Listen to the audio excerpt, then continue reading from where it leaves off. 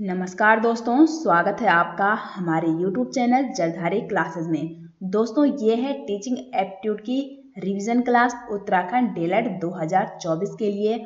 और अगर आपको उत्तराखंड डीएलएड के लिए टीचिंग एप्टीट्यूड की ई बुक या previous year paper and practice set चाहिए तो इसका लिंक आपको इस वीडियो के डिस्क्रिप्शन में मिल जाएगा, या आप सीधे गूगल पे सर्च कर सकते हैं jaldhariClasses.in।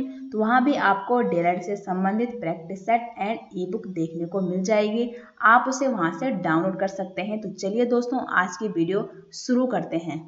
तो आज की वीडियो का फर्स्ट क्वेश्चन है यहाँ पे, शिक्षकों को राष्ट्रीय भावना विकास हेतु क्या कदम उठाना चाहिए। तो यहाँ पे आप ऑप्शन पढ़ सकते हैं और इसका करेक्ट आंसर क्या है वो आप कमेंट बॉक्स में जरूर बता सकते हैं। तो 1 का जो राइट आंसर है वो होगा, विद्यालय में ऐसे कार्यक्रम का आयोजन करना चाहिए जिससे छात्रों में राष्ट्रीय भावना जागे। ठीक है, और जैसे फॉर एग्जाम्पल जैसे 26 जनवरी हो गया, 15 अगस्त हो गया, अगर टीचर क्या है ऐसे ही और फंक्शन का आयोजन करते हैं और अच्छे अच्छे व्यक्ति की स्पीच देते हैं जिन्होंने हमारे देश को आज़ाद करने के लिए बहुत कुछ किया होगा, तो अगर ऐसी स्पीच देंगे तो कहीं ना कहीं जो बच्चे हैं उनमें भी राष्ट्रीय भावना जागेगी। तो ऑप्शन बी यहाँ पे राइट आंसर होगा।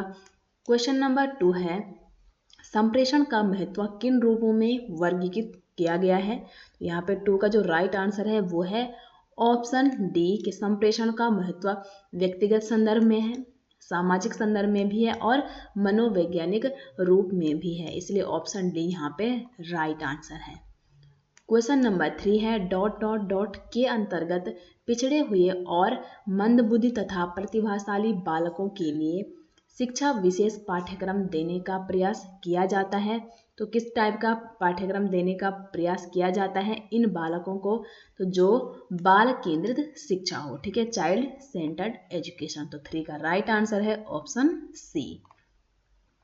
क्वेश्चन नंबर 4 है, पाठ्यक्रम गतिविधियों के संचालन में किसकी भूमिका महत्वपूर्ण होती है। तो जो पाठ्यक्रम गतिविधियां जो है इनको संचालन करने में सबसे महत्वपूर्ण भूमिका होती है एक शिक्षक की। और अगर क्वेश्चन में ये पूछा जाए कि जब हम पाठ्यक्रम को निर्मित करते हैं अर्थात कैरिकुलम निर्माण में हम किसकी रुचियों के अनुसार हम कैरिकुलम को बनाते हैं, तो वो होगा छात्र की रुचियों के अनुसार।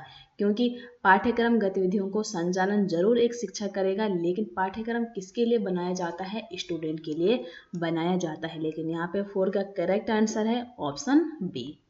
क्वेश्चन नंबर 5 है, जब किशोर में किसी वस्तु, समस्या या परिस्थिति के लिए निजी स्तर पर निर्णय लेने की क्षमता का विकास परिपक्व होने लगता है तो इस विकास को क्या कहते हैं।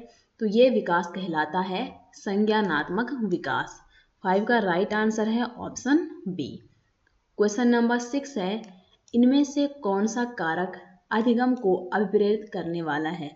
तो अधिगम को अभिप्रेरित करने वाला कारक यहाँ पे कौन सा है, तो यहाँ पे जो राइट आंसर है वो है लक्ष्यों को प्राप्त करने पर व्यक्तिगत संतुष्टि।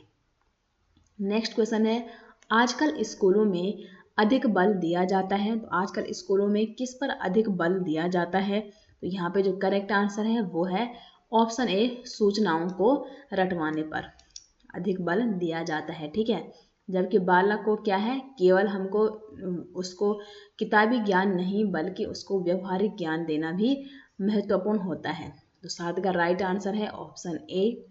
क्वेश्चन नंबर 8 है, शिक्षक में किस गुण का होना आवश्यक है। तो एक शिक्षक में जो सबसे महत्वपूर्ण गुण होना आवश्यक है वो है पक्षपात रहित। ठीक है, एक शिक्षक को सभी बच्चों को एक जैसा व्यवहार उनके साथ करना चाहिए, ना कि किसी को अच्छा मानना या किसी को बुरा मानना, ऐसा नहीं करना चाहिए। तो 8 का ए ऑप्शन होगा करेक्ट आंसर। क्वेश्चन नंबर 9 है, बालक सृजनात्मक योग्यता रखता है, यदि वह तो क्या करेगा वो जब वो सृजनात्मक योग्यता रखेगा। तो 9 का राइट आंसर क्या है यहाँ पे, यदि वो जिज्ञासावश प्रश्न पूछता है तभी जाके वो एक क्या है, उसको उसका क्रिएटिव माइंड बोल सकते हैं, या वो सृजनात्मक योग्यता रखता है। तो 9 का करेक्ट आंसर है ऑप्शन ए। क्वेश्चन नंबर 10 है, प्रयोगशालाओं में बालक किस प्रकार ज्ञान अर्जित करते हैं। तो प्रयोगशालाओं में जो बालक हैं वो यहाँ पे अन्वेषण करके किसी भी ज्ञान को वहाँ पे प्राप्त करते हैं। तो ऑप्शन सी होगा राइट आंसर। क्वेश्चन नंबर 11 है, कक्षा में सृजनात्मक यानी कि क्रिएटिव और प्रतिभाशाली बच्चों के लिए आवश्यक हस्तक्षेप निर्भर करता है। तो किस पे करता है? तो 11 का करेक्ट आंसर क्या है? ऑप्शन बी है कि टीचर द्वारा अनुकूलित और प्रेरक निर्देशन तरीकों के उपयोग पर निर्भर करता है क्रिएटिव और जो ब्रिलियंट बालक रहते हैं। ठीक है, तो यहाँ पे ऑप्शन बी होगा करेक्ट आंसर। क्वेश्चन नंबर 12 है, बच्चों में स्व अनुशासन यानी कि सेल्फ डिसिप्लिन की भावना किस प्रकार पैदा की जाती है? तो बच्चों में सेल्फ डिसिप्लिन की भावना आप किस प्रकार पैदा करेंगे? तो क्या होगा 12 का सही आंसर? उन्हें अगर आप कोई जिम्मेदारी देते हैं, ठीक है, तो वो क्या है, स्व अनुशासन की भावना उनके प्रति फिर डेवलप होगी। तो ऑप्शन बी होगा यहाँ पे राइट आंसर। क्वेश्चन नंबर 13 है, निम्नलिखित में से शोध प्रक्रिया प्रारंभ करने का प्रथम चरण कौन सा होता है? जब हम किसी भी टॉपिक के प्रति या किसी भी चीज़ की अगर रिसर्च करते हैं ना, तो पहला चरण कौन सा होता है? तो सबसे पहला और मुख्य चरण होता है समस्या की पहचान। सबसे पहले हम रिसर्च किसकी करेंगे? जो कुछ प्रॉब्लम है होगी, ठीक है, और कुछ नई चीज़ होगी, तो सबसे पहले समस्या क्या है उसको पहचानेंगे, तभी जाके उस समस्या का समाधान के लिए हम रिसर्च करेंगे। तो 13 का करेक्ट आंसर है यहाँ पे ऑप्शन बी। क्वेश्चन नंबर 14 है, सच्चे मार्ग पर चलने के लिए आप किन किन लोगों का अनुसरण करते हैं? तो सच्चे मार्ग पर चलने के लिए आप देश के नेताओं का या सभी अच्छे व्यक्तियों का या महापुरुषों के आदेशों का या देश के शिक्षाविदों का, किसका अनुसरण करेंगे आप? तो 14 का राइट आंसर होगा यहाँ पे ऑप्शन बी, क्योंकि हम किसका अनुसरण करते हैं? जो हमसे बेहतर है, जिनको हमसे ज़्यादा नॉलेज है, एक्सपीरियंस ज़्यादा है। तो देश का नेता जो है अगर हम उसका अनुसरण करते हैं, इसका मतलब वो कोई अच्छा व्यक्ति होगा, ठीक है, महापुरुष भी एक अच्छा ही व्यक्ति होगा, और देश के जो शिक्षाविद हैं वो भी क्या है, अच्छे ही व्यक्ति होंगे। तो इसलिए ऑप्शन बी होगा यहाँ पे 14 का राइट आंसर। नेक्स्ट क्वेश्चन है, निम्नलिखित में से कौन सा विकास छोटे बच्चों में मानसिक व संज्ञानात्मक विकास में सर्वाधिक मददगार होता है? तो कौन सा विकास है वो? तो 15 का सही आंसर है ऑप्शन बी, वो कहलाता है शारीरिक विकास। क्वेश्चन नंबर 16 है, एक अनुदेशक के रूप में शिक्षक किन कार्यों को नहीं करता है? तो यहाँ पे नहीं पूछा है, तो कौन से कार्य एक शिक्षक नहीं करता है? तो ऑप्शन सी है कि परियोजनाओं पर विचार विमर्श करना। नेक्स्ट क्वेश्चन है, बच्चों की शिक्षा में यह अधिक आवश्यक है कि? तो बच्चों की शिक्षा में सबसे ज़्यादा जो आवश्यक है वो है बच्चों का सर्वांगीण विकास हो। हम अपने बच्चों को एजुकेशन क्यों देते हैं? कि उनका पूर्ण रूप से विकास हो। तो ऑप्शन डी इसलिए राइट आंसर हो जाएगा। नेक्स्ट क्वेश्चन है, संप्रेषण की प्रकृति के संदर्भ में निम्नलिखित में से कौन सा कथन गलत है? तो यहाँ पे हमको गलत ऑप्शन को चुनना है। तो यहाँ पे ऑप्शन ए है, गतिशीलता संप्रेषण का अनिवार्य गुण है, ये बिल्कुल राइट है। बी है, श्रवण कौशल पठन कौशल का ही एक भाग है, ये भी सही है। और वार्ता कौशल जो है ये पठन कौशल में अंतर, इसके ही यहाँ पे होगा पठन कौशल के की होगा यहाँ पे, ठीक है, के अंतर्गत आता है। तो तीनों ऑप्शन यहाँ पे क्या है, राइट है। लेकिन यहाँ पे हमको गलत ऑप्शन को चुनना है, तो इसलिए 19 का जो करेक्ट आंसर है वो होगा ऑप्शन सी। क्वेश्चन नंबर 20 है, प्रधानाचार्य किस समिति का गठन करता है? जो प्रधानाचार्य होता है वो प्रवेश समिति हो गया, पाठ्यचर्या समिति और शैक्षणिक परामर्श समिति, इन तीनों समितियों का वो गठन करता है। तो 20 का राइट आंसर है ऑप्शन डी, ये सभी। क्वेश्चन नंबर 21 है, जैविक आवश्यकता में शामिल है? तो जैविक आवश्यकता में हमारी भूख हो गया, हमारी प्यास और हमारा जो काम है वो सभी आता है आपका जैविक आवश्यकता में। तो ये सभी जो है वो होगा 21 का राइट आंसर।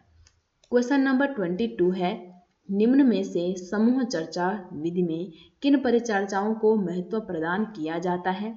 तो जब जो समूह चर्चा होती है उनमें नियोजित विधि हो गया, आंशिक नियोजित विधि और अनियोजित विधि, ये सभी विधियों को किसमें, परिचर्चाओं में महत्व प्रदान किया जाता है इन विधियों में। तो 22 का राइट आंसर है ऑप्शन डी।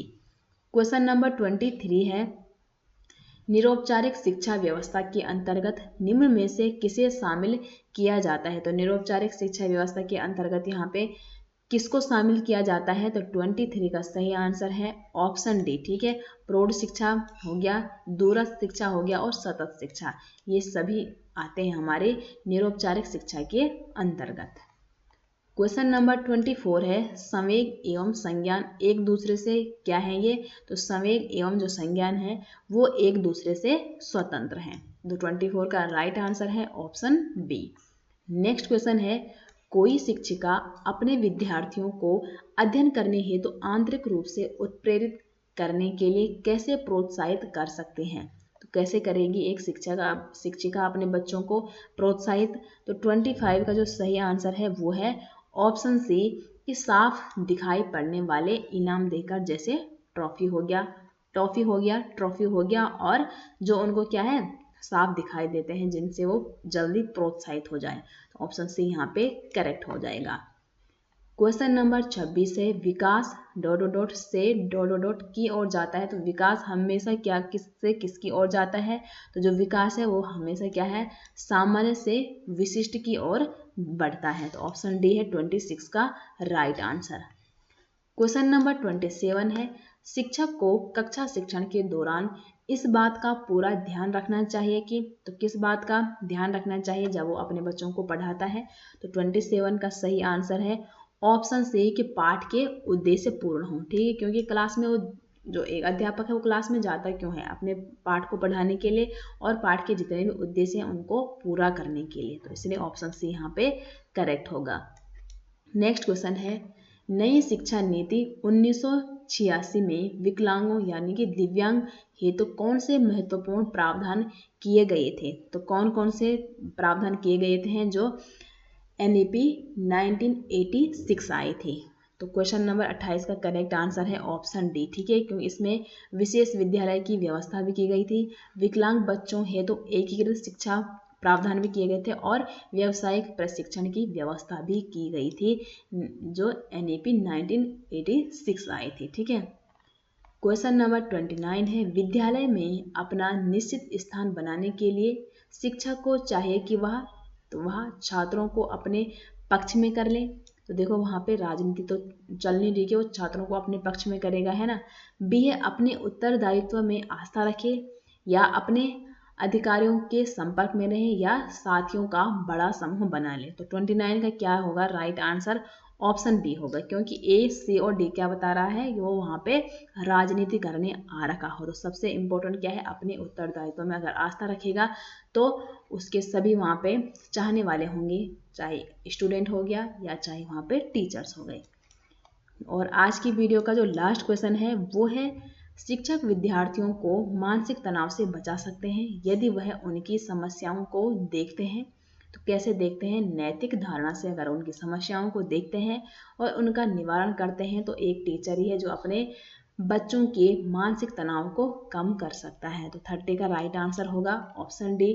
तो ये थी दोस्तों आज की वीडियो। उम्मीद करते हैं आपको ये वीडियो पसंद आई होगी। वीडियो पसंद आती है तो वीडियो को लाइक करें, शेयर करें, कमेंट करें और आपको इन 30 क्वेश्चन में से कितने क्वेश्चन आए हैं वो आप कमेंट बॉक्स में बता सकते हैं। तो मिलते हैं एक नई इंटरेस्टिंग वीडियो के साथ, तब तक के लिए आप सभी का बहुत बहुत धन्यवाद।